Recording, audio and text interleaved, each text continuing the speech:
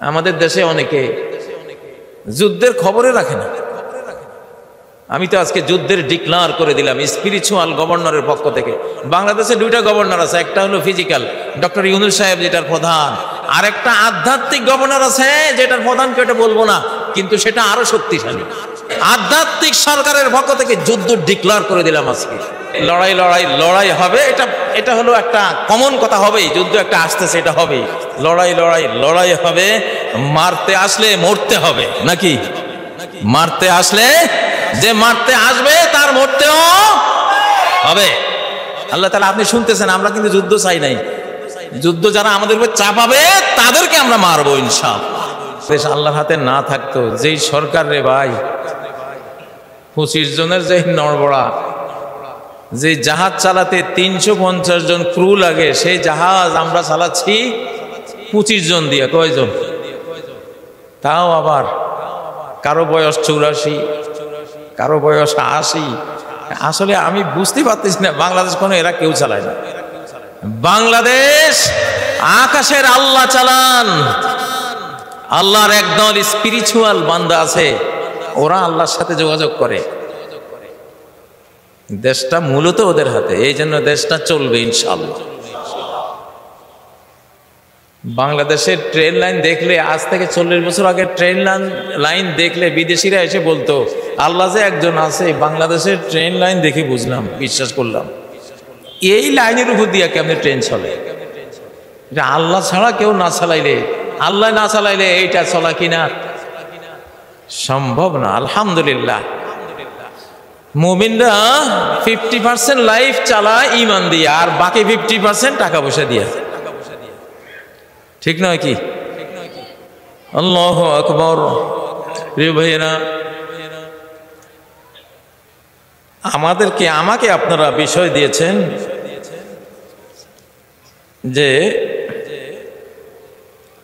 সাম্য ও ন্যায় বিচার প্রতিষ্ঠায় রাসূল সাল্লাল্লাহু আলাইহি ওয়াসাল্লামের অবদান। এই কথা বলার আগে একটা কথা বলি। গত মধ্যরাতে বাংলাদেশের সচিবালয়ে আগুন দিয়েছে। এইটা সারা বাংলাদেশে আগুন দেওয়ার শামিল। এটা রাষ্ট্রের উপরে আগুন চালিয়েছে ওরা। ভারতের দালাল, রয়ের দালাল, আধিপত্যবাদের দালাল এই দেশে ঘাপটি মেরে আছে।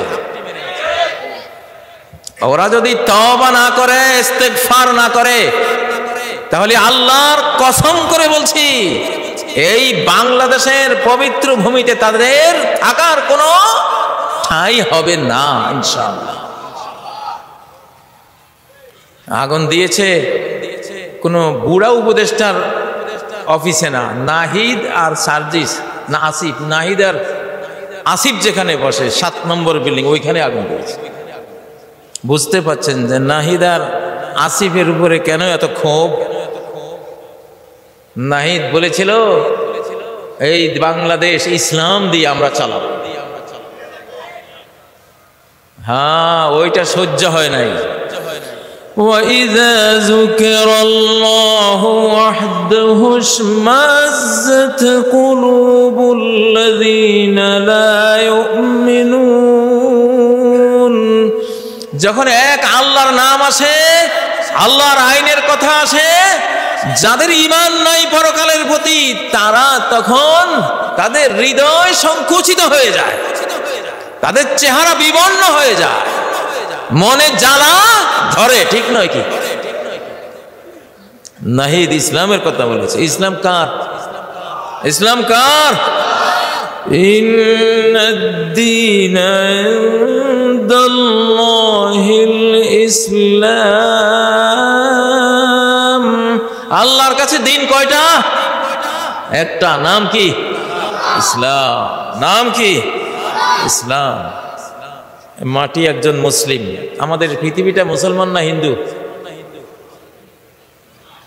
মাটির পৃথিবী মুসলমান না হিন্দু? মুসলমান না খ্রিস্টান? মুসলমান না ইহুদি?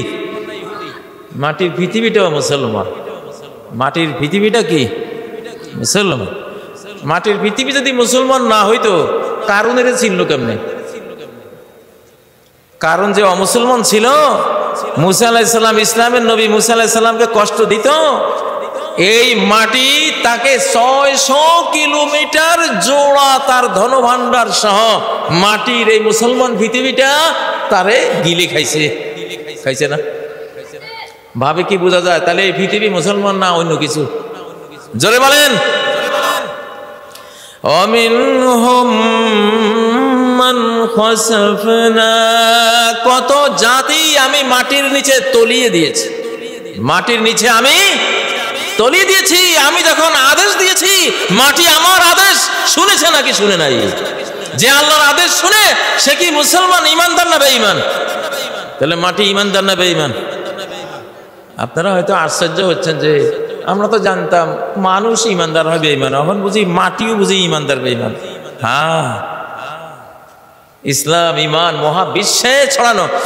ওয়ালাহু আসলামা মান ফিস সামাওয়াতি ওয়াল আরদ, আল্লাহর সামনে ইসলাম কবুল করে আছে আসমান জমিনের কুল কায়নাত, সমগ্র সৃষ্টি জগৎ। আল্লাহু আকবার। তাহলে মাটি কি মৌলবাদী নাকি মৌলবাদী না? মুসলমান মানি তো মৌলবাদী নাকি? যদি মুসলমানরা জঙ্গি কও, তাহলে মাটিও কি জঙ্গি? গিলে খাবে, গিলে খাবে। কিয়ামতের আগে খুব ঘনাই গেছে, বেশি দিন নাই। ফিলিস্তিন সিরিয়া যখন মুক্ত হবে, তখন মদিনার মানুষ সব চলে আসবে ফিলিস্তিনের দিকে। যখন মদিনা উজাড় করে সব এদিকে চলে আসবে, তখন বিশ্বযুদ্ধ খুরুজুল মালহামা, খারাব ইয়াসরিবা খুরুজুল মালহামা, মদিনা যখন উজাড় হয়ে যাবে, মহাযুদ্ধ স্টার্ট হয়ে যাবে। আল্লাহু আকবার। আমাদের দেশে অনেকে যুদ্ধের খবরে রাখে না। আমি তো আজকে যুদ্ধের ডিক্লার করে দিলাম স্পিরিচুয়াল গভর্নরের পক্ষ থেকে। বাংলাদেশে 2টা গভর্নর আছে, একটা হলো ফিজিক্যাল ডক্টর ইউনূস সাহেব যেটার প্রধান, আর একটা আধ্যাত্মিক গভর্নর আছে যেটার প্রধান কেটে বলবো না, কিন্তু সেটা আরো শক্তিশালী। ওটা আধ্যাত্মিক সরকার। আধ্যাত্মিক সরকারের পক্ষ থেকে যেই মাত্র আমার সেক্রেটারি ফিজিক্যাল সরকারের সেক্রেটারিয়েটে আগুন দিয়েছে ইসলামের কারণে অথবা সমন্বয়কদের প্রতি হিংসা বিদ্বেষের কারণে, আধ্যাত্মিক সরকারের পক্ষ থেকে যুদ্ধ ডিক্লার করে দিলাম আজকে। লড়াই লড়াই লড়াই চাই, লড়াই করে বাঁচতে চান কে? শুধু লড়াই করে মরতে চাই, লড়াই করে বাঁচতে চাই, দুইটাই করবেন নাকি? বাঁচলে গাজী, মরলে শহীদ। স্লোগানটা ঠিক করেন। বাংলাদেশে এখন যাও ওয়াজ করা হবে সব ঠিকঠাক, কোনো ভুল ওয়াজ করা হবে না, কোনো ভুল স্লোগানও দেওয়া হবে না। লড়াই লড়াই লড়াই চাই, লড়াই করে তারপরে কি কইবেন? লড়াই করে মরতে চাই না, আগে কইবেন লড়াই লড়াই লড়াই চাই, লড়াই করে মরতে চাই। এটা সঠিক। সাহাবীরা কোনো দেশে গেলে, ইসলামের দাওয়াত নিয়ে গেলে, ওরা যদি দাওয়াত কবুল না করতো, তারা বলতেন তাহলে ট্যাক্স দাও, নিরাপত্তা ট্যাক্স দাও, আমরা তোমাদের নিরাপত্তার সব করব, মারামারি করব না। ট্যাক্স যদি না দাও, আগামীকাল সূর্য ওঠার সাথে সাথে এমন এক জাতির মুখোমুখি হতে হবে, তোমাদের কাছে মদ যত প্রিয়, তাদের কাছে মৃত্যু তার চেয়েও বেশি প্রিয়। আল্লাহু আকবার। তাহলে কোরআন হাদিসের দৃষ্টিতে বাংলাদেশের স্লোগানটা আজকে ঠিক করে নিই। লড়াই লড়াই লড়াই চাই। এখানে একটু গন্ডগোল আছে। লড়াই চাওয়াটা ঠিক না। নবীজি বলেছেন লা তাতামান্নাউ লিকা আল আদু, কখনোই শত্রুর সামনে, শত্রুর মুখোমুখি হওয়ার আকাঙ্ক্ষা আল্লাহর কাছে করো না। ইসলাম অশান্তি চায় না। তাহলে লড়াই লড়াই লড়াই চাই, এটা হয় না। কি তাহলে কি হবে?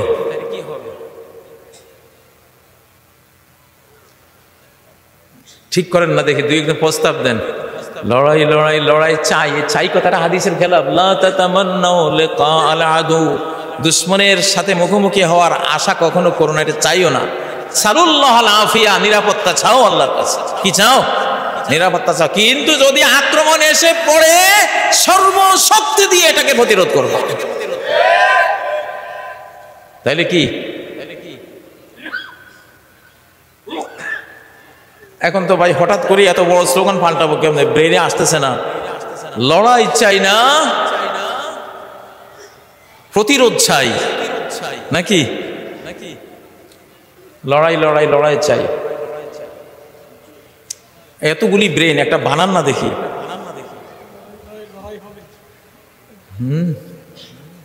লড়াই লড়াই লড়াই হবে, মারতে আসলে যুদ্ধ হবে। মোটামুটি ঠিক হয়ে আসতেছে। লড়াই লড়াই লড়াই হবে, মারতে আসলে যুদ্ধ হবে নাকি? ইনশাআল্লাহ। তাহলে লড়াই লড়াই লড়াই হবে, এটা হলো একটা কমন কথা হবেই। যুদ্ধ একটা আসতেছে, এটা হবেই। লড়াই লড়াই লড়াই হবে, মারতে আসলে মরতে হবে নাকি? মারতে আসলে, যে মারতে আসবে তার মরতেও হবে। আল্লাহ তাআলা, আপনি শুনতেছেন, আমরা কিন্তু যুদ্ধ চাই নাই। যুদ্ধ যারা আমাদের উপর চাপাবে তাদেরকে আমরা মারবো ইনশাআল্লাহ নাকি? ও ভাইয়েরা, যুদ্ধ না চাইয়া করবেন কি? তাবলীগের মারামারি যে শুরু হয়েছে, আপনারা মনে করেছেন বুঝি এমনি মারামারি হচ্ছে? মাল্লাম ইয়াগজু ওয়া লাম ইউহাদ্দিস নাফসাহু বিল গাজওয়ি মাতা আলা শাওবাতিন মিন নিফাক। সহিহ হাদিস। যে ব্যক্তি কখনো আল্লাহর জন্য কোনো যুদ্ধে যায়নি, দেশ রক্ষার স্বাধীনতা যুদ্ধে যায়নি, প্রতিরোধ যুদ্ধেও যায়নি, কোনো যুদ্ধে তার কন্ট্রিবিউশন নাই, কখনো যুদ্ধের আশা আকাঙ্ক্ষাও মনে নাই, অন্তরে নাই, এই লোক মুনাফিকের উপরে মরবে। কে কে মুনাফিকের উপর মরতে চান? মুনাফিকের শাখার উপরে মরতে চান? কে আছেন? হাত তোলেন না। ওইটা তো রাজি নেই। কিন্তু রাজি না থাকলে কি হবে? হাদিস তো কইতেছে আপনি রাজি না থাকা অবস্থায় মুনাফিকের শাখার উপরে মরবেন, কারণ আপনি যুদ্ধ চান নাই, যুদ্ধ করার কখনো আশাও অন্তরে পোষণ করেন নাই। আল্লাহ, আমার মাহফিলে, আমার এই মিডিয়ার মাধ্যমে যত লক্ষ মানুষ আজকের এই বক্তব্য শুনবে, সবাইকে যুদ্ধ আসলে যুদ্ধ করার একটা প্রস্তুতি অন্তর্জগতে গ্রহণ করার তৌফিক দেন। তাবলীগের মারামারি দেখি আমি খুব খুশি, এত খুশি ভাই। তাবলীগের মারামারি দেখা আমার রোগ ব্যাধি আর কিচ্ছু নাই শরীরে, আমি পূর্ণ সুস্থ। একটু অসুস্থ ছিলাম মনে হয় যেন, তাবলীগ জামাতের মারামারি দেখে আমি ফুল সুস্থ হয়ে গেছি।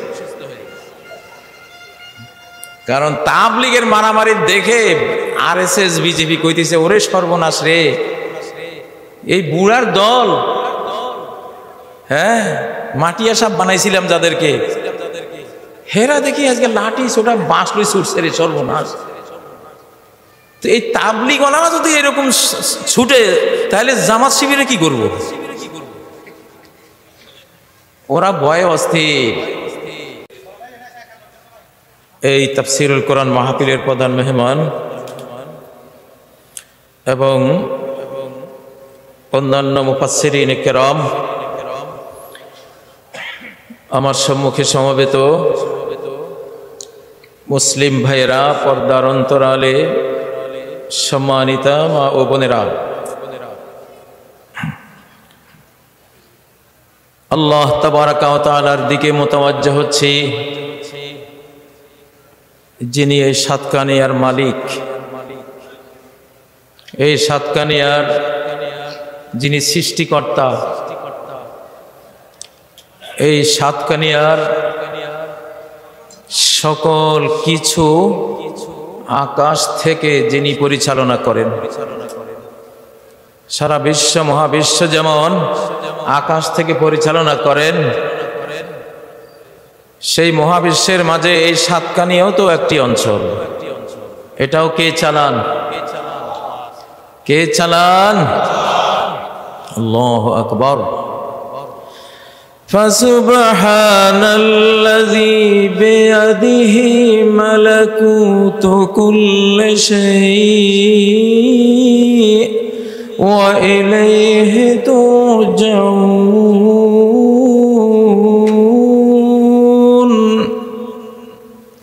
পবিত্রতা সে আল্লাহর, সকল কিছু, সকল বস্তু, সকল মানুষ, সকল প্রাণী, উদ্ভিদ জগৎ, সব কিছুর গোপন পরিচালনা, মালাকুত মানে গোপন, গোপন পরিচালনা, আনসিন কন্ট্রোল, অদৃশ্য কন্ট্রোল, যার হাতে রয়েছে সমস্ত পবিত্রতা, তারই আমরা ঘোষণা করছি। কার হাতে রয়েছে?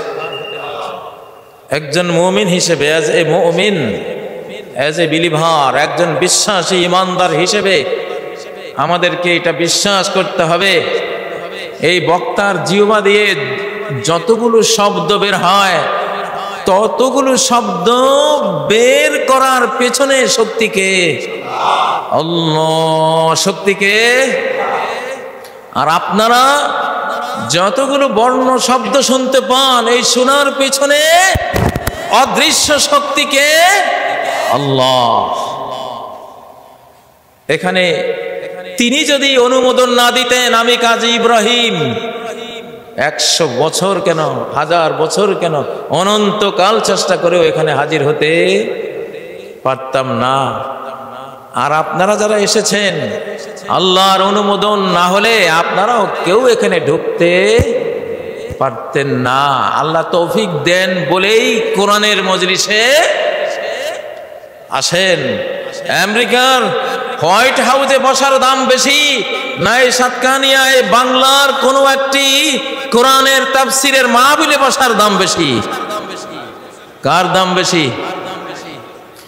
ইল্লা হাফাতহুমুল মালায়েকা, চতুর্দিক থেকে ফেরেশতারা ঘেরাও করে নেয়, আকাশ পর্যন্ত বেষ্টনী দেয়। আল্লাহু আকবার।